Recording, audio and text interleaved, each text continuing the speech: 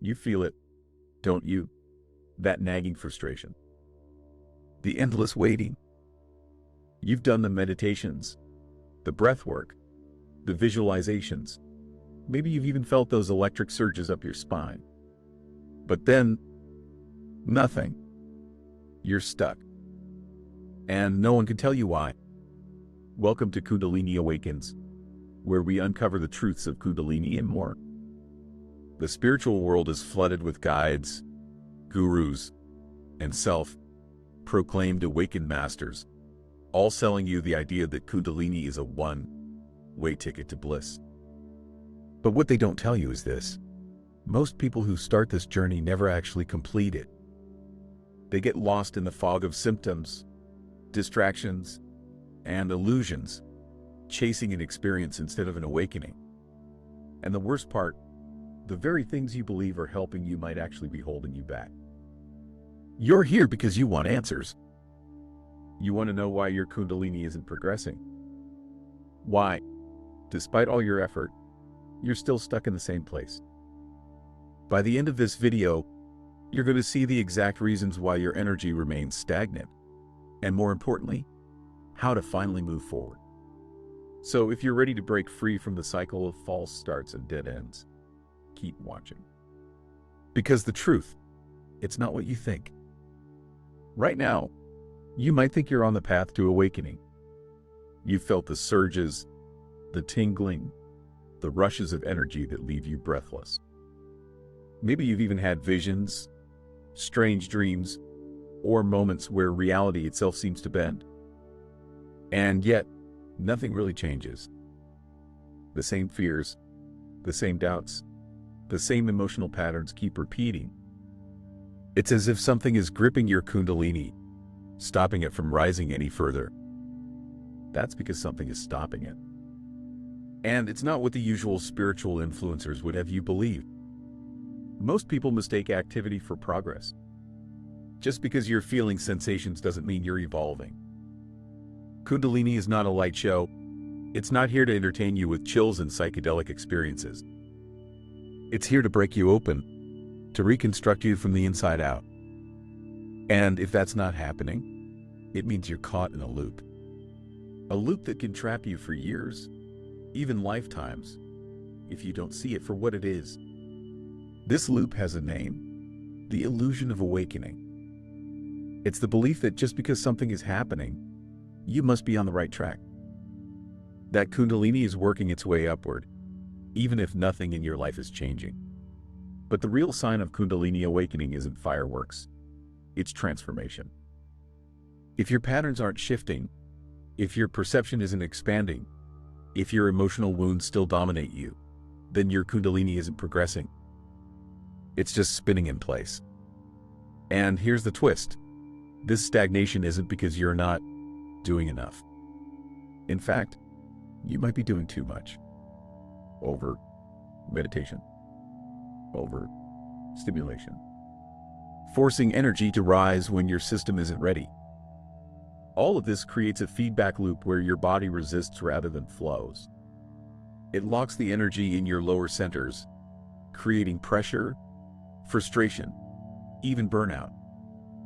Your mind wants enlightenment, but your system is saying, no, not yet. But why? What's really blocking you? The answer lies in something deeper, something hidden beneath all the practices and techniques you've been told to follow. And once you understand it, everything changes. Because the reason you're stuck isn't random.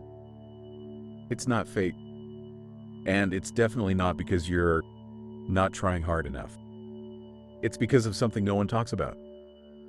Something that, if ignored, can keep you trapped in the illusion of awakening forever. The reason your Kundalini isn't progressing isn't because you lack discipline. It's not because you haven't found the right guru or the perfect technique. It's because there are forces inside you, silent, unseen, yet incredibly powerful, that are blocking your evolution. You felt them before. The resistance, the frustration. That invisible force that keeps pulling you back into old habits, old thought patterns, old emotional wounds. And no matter how much you meditate, how much you breathe, how much you try to raise your vibration, you keep hitting the same wall. This is not an accident.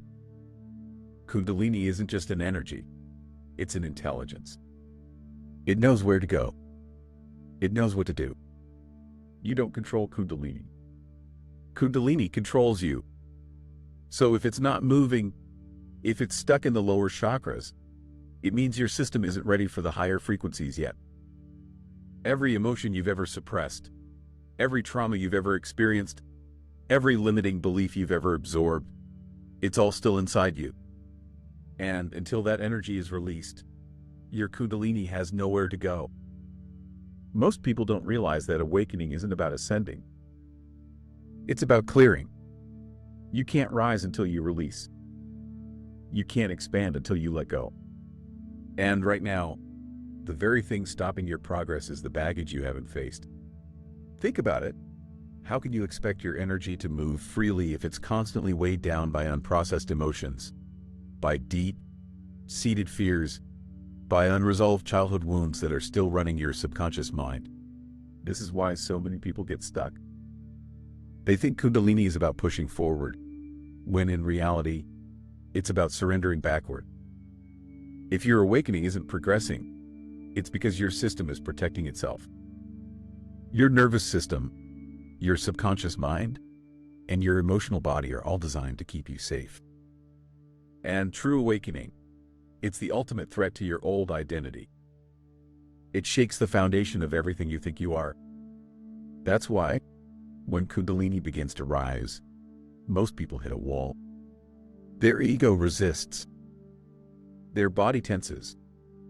Their fears surface. And without realizing it, they unconsciously sabotage their own progress. So what's the solution? How do you break through the stagnation and allow your Kundalini to finally move again? It starts with understanding what's actually holding you back. And the answer goes deeper than just energy blockages. Because at the core of it all, there's something else, something even more dangerous than resistance: the spiritual ego. And if you don't recognize it, if you don't dismantle it, it will keep you stuck in this cycle forever. The spiritual ego is the most dangerous trap on the Kundalini path. It's subtle, insidious, and worst of all, it feels like progress. You might think the ego is something you left behind when you started your spiritual journey. After all, you meditate, you read the right books, you practice non-attachment. But what if I told you that your ego didn't disappear? It just transformed. It didn't die. It adapted. And now, instead of blocking your progress through fear or self-doubt, it blocks you through spiritual superiority. The moment you start thinking, I must be special because I'm going through this, your Kundalini stops moving. And here's why. The ego needs an identity to survive. It doesn't care whether that identity is rooted in materialism or spirituality. It just wants to exist. And for many people on this path, Kundalini becomes their new persona. I'm different. I'm chosen. I have abilities others don't. But here's the paradox. The very act of clinging to a spiritual identity keeps you locked in limitation. Because true Kundalini awakening isn't about becoming something. It's about losing everything you thought you were. When you attach yourself to the idea of being awakened, you create resistance. You hold on to the experience instead of surrendering to the process. And Kundalini, it demands surrender. The moment you try to own it, claim it, or define it, it stops flowing. Think about it. Have you ever had a deep spiritual experience, only to spend the next weeks or months chasing that same high? That's the trap. You're no longer allowing Kundalini to unfold naturally. You're trying to control it, to recreate something that was meant to be transient. This is why so many people become stuck in their awakening. They mistake phenomena for progress. They get caught up in the fireworks, the visions, the tingling sensations, the mystical experiences, and they start defining themselves by them. But Kundalini isn't here to entertain you. It's here to destroy you, to tear apart every illusion, every false belief, every structure of identity you've built. And if that terrifies you, good. That means you're beginning to understand the real work of awakening. So, how do you escape the spiritual ego? How do you allow Kundalini to move freely again? It starts with detachment. Not from the world, but from the identity you've built around your awakening. You must be willing to let go of everything, even the idea that you're on the right track. Because the real secret is this: the moment you stop trying to awaken, Kundalini begins to flow effortlessly. And when that happens, everything shifts. But only if you're ready to surrender to something far more powerful than your own mind. Letting go is the one thing most people refuse to do. They chase Kundalini like a prize, like something to be achieved. But awakening isn't a competition. It's not something you win. It's something that happens when you finally stop trying to force it. And that's the paradox. The more you try to control Kundalini, the more resistance you create. The more you chase progress, the more you block it. Think about it. Kundalini isn't something external. It's not something you bring in. It's already inside you. It's you. So why would you need to force something that's already your natural state? Because you've been conditioned to believe that effort equals results. That more techniques, more meditations, more discipline will eventually break the dam. But Kundalini doesn't work that way. You don't climb your way up to awakening. You let yourself fall into it. And that's what terrifies people the most. Surrender. Because surrender means giving up control. It means stepping into the unknown with no guarantee of what comes next. And the ego, it hates that.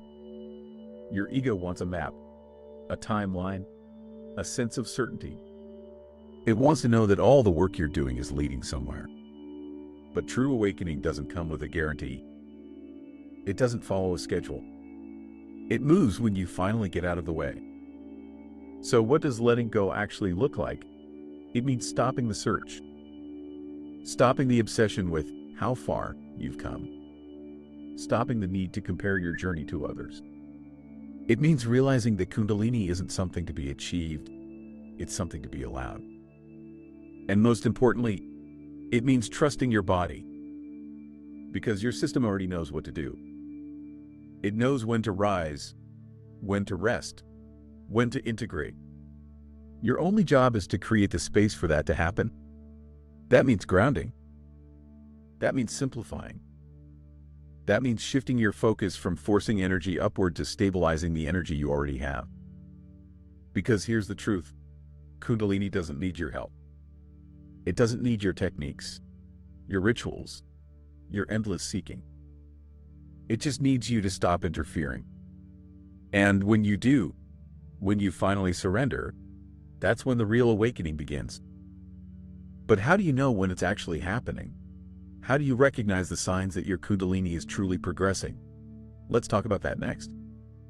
Because if you're paying attention, you'll notice something different. A shift. A transformation that goes beyond sensations. A sign that Kundalini is no longer just an experience, but an unstoppable force reshaping who you are. So how do you know when it's actually happening? When Kundalini isn't just spinning in place, but truly progressing. Here's the truth.